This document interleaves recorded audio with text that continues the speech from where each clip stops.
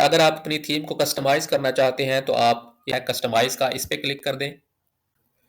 तो यहाँ से आप अपनी वेबसाइट को कस्टमाइज़ कर सकते हैं। मुख्तलिफ ऑप्शंस यहाँ पे अवेलेबल हैं। ये कुछ ऑप्शंस आपके पास थीम रिलेटेड अवेलेबल हैं, आप इनको मॉडिफाई कर सकते हैं। जो डिफ़ॉल्ट वर्डप्रेस की सेटिंग्स हैं वो यहाँ पे नीचे अवेलेबल हैं, इनको आप कस्टमाइज़ कर सकते हैं। फॉर एग्ज़ाम्पल अगर आप साइट आइडेंटिटी पे क्लिक करें तो आप यहाँ से साइट टाइटल और लोगो को चेंज कर सकते हैं। यहाँ से आप कोई लोगो इमेज जो है वो अपलोड कर सकते हैं और उसकी विड्थ वगैरह को सेट कर सकते हैं।